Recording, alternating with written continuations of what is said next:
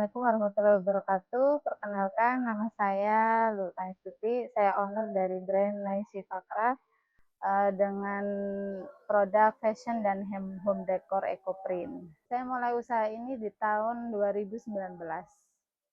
Saya dulu sebenarnya basic saya adalah saya seorang pecinta alam. Dulu semasa saya masih kuliah, saya tiap liburan semester seperti itu, saya selalu meluangkan waktu untuk pergi ke gunung kayak gitu. Jadi setelah saya bekerja, terus saya resign, dari situ saya mulai menekuni kalau semisal bisa memanfaatkan untuk bahan-bahan alam untuk bisa dijadikan produk seperti itu. Kalau dulu saya kan awalnya masih belajar, masih mencoba ikut-ikut pelatihan seperti itu. Setelah saya mulai menekuni, dari situ saya mulai mencicil untuk menciptakan produk satu dua seperti itu. Akhirnya lama-lama karena saya sudah merasa klik, sudah merasa nyaman, akhirnya saya mulai menciptakan banyak produk, akhirnya terus banyak stok-stok. Dari situ saya mulai untuk bikin galeri ini dan ikut-ikut kayak kompetisi seperti itu. Dan awal mulanya saya ikut kompetisi itu di Kemenparekraf waktu itu. Terus untuk sementara ini kayak penjualannya seperti apa? Saya penjualannya sudah di nasional dan juga sudah pernah ke ekspor juga, tapi masih dalam quantity yang masih belum banyak sih. Tapi sudah pernah. Itu kemana?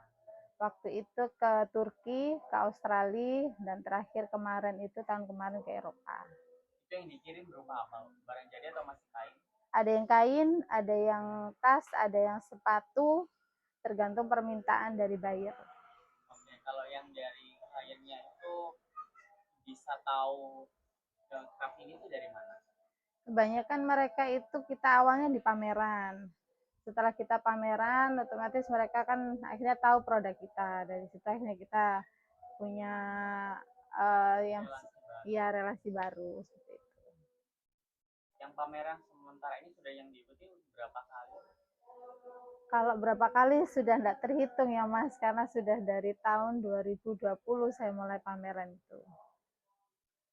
Iya, kami untuk Ecoprint ini ada asosiasinya, itu Asosiasi Ecoprint Indonesia.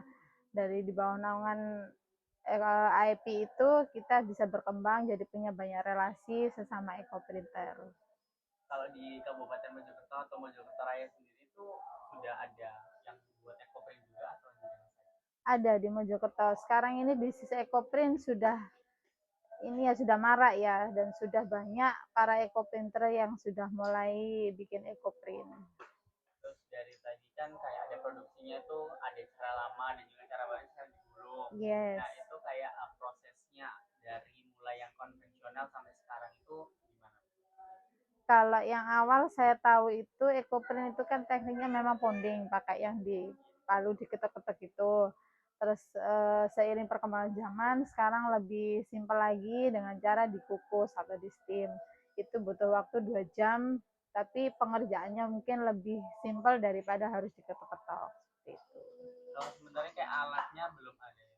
Tadi Belum, kalau secara alat masih belum ada karena memang ekoprint itu hanya bisa secara manual.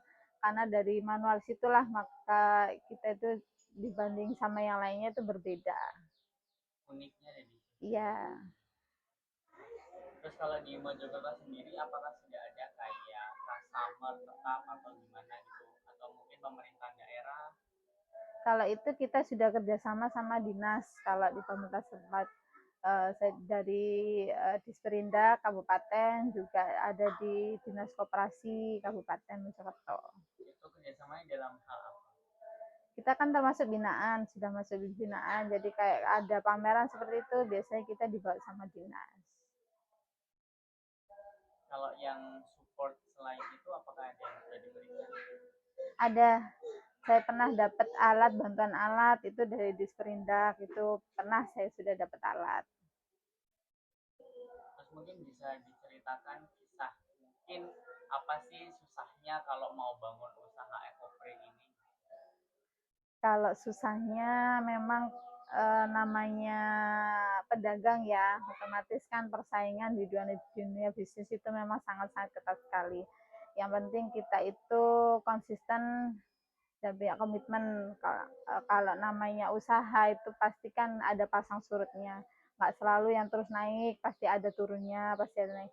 Itu kita harus, ya gimana ya, pokoknya istilahnya tuh ya harus ditekuni, apapun itu yang penting ulet, apapun mana itu turun naik apa itu kita harus sudah siap gitu. Terus awal usaha dinamakan Naishifa Craft ini dari mana? Nah, Siva itu ada perpaduan dari nama kedua putri saya, Naya dan Ashifa. Itu inspirasi awalnya adalah memang saya ingin usaha ini saya persembahkan untuk kedua putri saya. Terus apakah inovasi sekarang kan sudah mulai ada baju, kain, tas, sepatu gitu. Apakah nantinya akan ada perbarruan inovasi lagi? Harusnya ada karena kita kan seiring perkembangan zaman itu namanya fashion itu kan kita harus selalu update mengikuti perkembangan zaman di pasar seperti apa yang diinginkan customer itu yang selalu kita utamakan. Kalau dari perspektifnya Ibu melihat pasarnya EcoPrint sementara ini seperti apa? EcoPrint pasarnya sudah semakin meluas sekarang. Jadi gimana pintar-pintarnya kita untuk bisa berpromosi, untuk bisa tetap mengedepankan kualitas itu. Kalau promosi dari Nashifa sementara ini seperti apa saja selain pameran? Kita ada di sosmed, ada itu di IG ada, terus kita juga ada kolaborasi kerja dengan Disperindak itu melalui marketplace akun Tumbas itu juga ada. Kita juga ada di e-katalog pemerintah Kabupaten Mojokerto juga sudah ada. Terus untuk kayak range harga dari produk EcoPrint sendiri di Nashifa sekitar berapa? Kalau yang kain itu yang basic itu antara 300.000, kalau yang warna itu tergantung pewarnaannya. Ada yang mulai dari 350.000 sampai 450.000. Kalau yang untuk kain sutra itu sampai 1.200.000. Selain tergantung dari kain, perbedaan harga itu tergantung dari apanya? Sebenarnya hanya untuk ini aja dari bahan baku yang digunakan. Kadang kan ada kayak pewarna itu kayak seperti yang Lockwood itu pewarnanya itu bahannya memang mahal. Jadi kita mengikuti dari harga bahan dasarnya itu. Terus kalau misal kayak daun itu semuanya carinya dari mana saja? Dapatnya di dataran tinggi karena EcoPrint itu kan sebenarnya daun-daunnya yang bisa dipakai hanya daun ecoprintable aja. Jadi didapatnya hanya di daerah yang dataran tinggi. Kalau yang daun-daunnya itu apa saja yang bisa digunakan? Ada daun kayu Afrika, ada daun kayu lanang, ada daun mintoar, seperti itu. Terus kalau misal daunnya nggak ada gitu, dapat dari mana? Kalau enggak ada, saya pernah itu dulu waktu saya masih belum punya tanaman pohon kayu lanang, kita nyarinya di Facebook. Itu ada di Jogja, seperti itu masih banyak. Berarti masih ada kayak marketplace-nya gitu. Ada. Tapi kalau di sekitar-sekitar sini itu berarti tidak semua daun bisa digunakan. Iya, betul. Misal daun mangga gitu. Daun mangga itu bisa untuk pewarnaan malahan. Tuh. Jadi makanya kita kayak daun itu kan memang enggak semuanya bisa karena kita butuh daun yang punya tanin tanin yang bisa keluar warnanya. Untuk sementara ini itu kayak tadi pemasarannya sudah ada di lokal dan juga nasional gitu kan. Terus kayak apakah pernah biasain buat fashion show atau gimana? Sudah kalau fashion show itu memang setiap kita pameran kita pasti ada fashion show-nya. Itu programnya dari mana? Biasanya dari program yang punya pameran itu kayak semisal kita ikut Kemenparekraf seperti itu. Kalau dulu kan Kemenparekraf, sekarang Kemenekraf. Itu pasti ada sesi untuk fashion show dari produk-produk yang tenan-tenan yang ikut berpartisipasi. Terus kayak misal ada nggak sih kesan atau mungkin pesan bagi teman-teman yang mau usaha ekoprint itu apa yang perlu diperhatikan? Kalau pesan dari saya, yang penting itu konsisten dan kualitas itu yang harus diutamakan. Karena kita ini adalah penjual dan pembeli itu adalah raja. Jadi kita harus bisa mengikuti apa sih sebenarnya yang diinginkan sama customer itu.